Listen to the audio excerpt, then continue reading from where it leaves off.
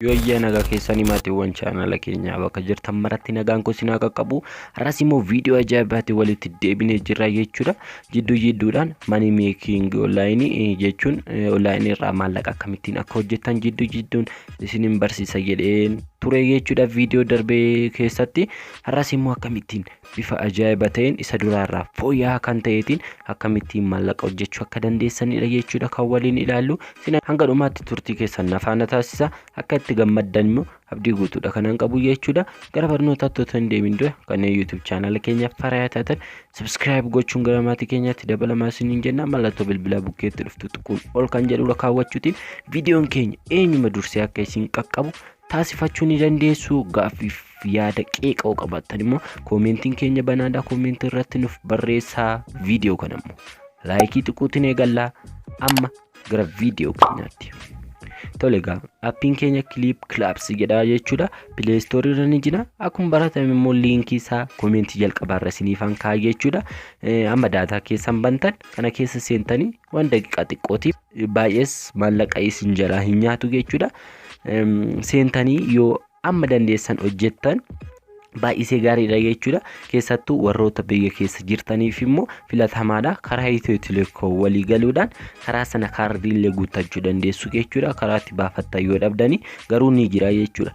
PayPal Itoophiyaa keessatti hojjechuu waan jalqabeef karaa sana baafachuu ni dandeessu. Warroota biyya alaa jirtaniifis illee akkasuma jechuudha. Yeroo jalqabaaf Clip Clubsiin kun akkanattiin fuula kana qabatee isiniif dhiyaata jechuudha. Ittiin erga isiniif baneen booda continue with Google kan jedhu kanarra si'a tokkoof ni maallaqa keessan amma hojjettan isiniif herreegaa akkamittiin akka hojjettan immoo keessa seennee waliin ilaalla. Steppiidhaan isinitti himaa jechuudha. Continue with Google kan jedhu kan erga tuuxxaniin booda imeelii keessan isiniif fida jechuudha. Erga imeelii keessan isiniif fide imeelii keessan irraa kan barbaadan tokkoon isaanii tuqxu jechuudha. Egaa imeelii keessan keessaa tokkicha yeroo tuqxan bifa kanaatiin isiniif banaa jechuudha. Unlockseetanii yookaan immoo irraa kuteetanii ifama continue with Google edda jettaniin booda imeelii keessan tuqxu sana booda innuu isiniif banaa jechuudha. Kun bifa kanaan isiniif bana. Video discover reward club house jedhaa fi miidha jechuudha. Akka barbaadaniitiif kanan barbaadu akkamittiin hojjetan isaan asirra jirtan tuqxanii ni seentu. Si'a tokkoof tuqxanii erga seentaniin booda kun asitti koinii isiniif herreegaa ni deemaa jechuudha. Ajaa'ibataatiif koinii keessatti isiniif herreegaa immoo viidiyichaatti baraa deemtu jechuudha. Asirratti immoo isinis viidiyoo gallakkisuu ni dandeessu jechuudha. Isa qoratoota kudhan dhageessaniin booda maallaqa adda ta'e isiniif kaffalaa jechuudha. Kun as keessatti isiniif guurama. Ishii kana club kan jettu dhuma irratti isiniif fideedda koiniin keessan guute ishii tuquudhaan gara profaayilii keessaniitti dabarfachuu ni dandeessu jechuudha. Maqoota garaagaraas immoo jijjiirus ni dandeessu jechuudha. Geemisillee reward kan jedhu kanarra dhuftu kun asirratti wantoota garaa kan to'achuu dandeessanii jechuudha. Asirra jira jechuudha wanti hundumtuu jechuudha. Kun asirra jira reward irra dhuftaniitu jechuudha. Kan hundayyuu hoogantanii jechuudha. Spiin kan jettu kanarra si'a tokkoof ni tuqu. Fi sa'aatii 24 kan isiniif fidi koinoota yoo carraa keessan ta'e immoo doolaaraas isiniif kennuu ni danda'a jechuudha. Haala kanaatiin hojjechaa deemtu jechuudha. Geemii fa'aa taphattu ittiinis bohaartu jechuudha. Kana malees immoo viidiyoota garaagaraa ni daawwattu. Kanumaaf maallaqni isiniif kaffalamaa jechuudha. Hiriyoota keessaniifis sheer gochuu ni dandeessu jechuudha. Sheer yeroo gootan doolaaraan isiniif kaffalaa jechuudha. Hiriyoonni keessan amma inni barbaadu yoo argate sana booda asirraa spiin kan jettu kanarra si'a tokkoof ni tuqxu. Asirraa lama jira spiiniin. Isa kana doolaara qofa isiniif kaffala. Isa kana immoo koinis isiniif kennaa jechuudha. Kun asirraa kanattiin isiniif bana yeroo jalqabaa. Yeroo kanatti tuqxaniin booda spiin ni gootu jechuudha kan jalqabaa. Sana booda loading barbaadeet kunoo naaf kenneetu jira jechuudha. Conform kan jettu kana tuqa hanga 4tti kanan deemu jechuudha. Hanga 4tti carraa naaf kenna. Sa'aatii isaa amman turu kun asirratti na lakkaa deema jechuudha.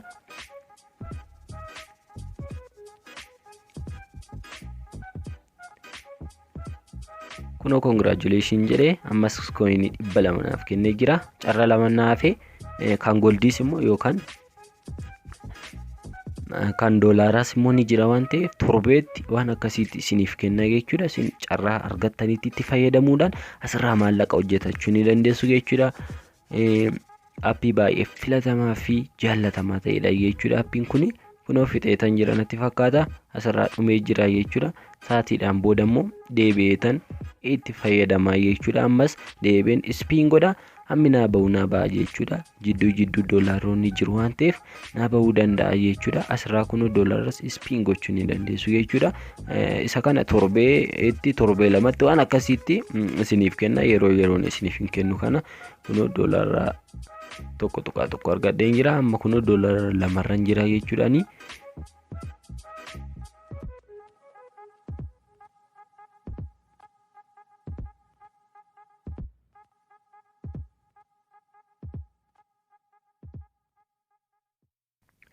Kunoo yeroon ispiin godhee turetti kennaanaaf kennee jira. Nan fudhadha jechuudha. Akkanattiin asirraatti jechuudha maallaqa keessan kan irra eeggattanii kan fudhattanii akkanattiin jechuudha. Nan jedha kunoo asin jedheetan kunoo maallaqa koo fudhadheetan jira jechuudha. Asirratti kunoo ishii kanarra tuqee wantoota garaagaraa hordofuu danda'a jechuudha. Walaayitii kootii irratti naaf bana jechuudha. Karaa teleellee baafachuu nan danda'a. Karaa kaardiilee guuttachuu nan danda'a jechuudha. Karaa biraatti peepaalaanis jechuudha. Warroonni peepaala qabdan karaa peepaalaatiin baafachuu ni dandeessu jechuudha. Kaashii isiniif kaffalaa jechuudha.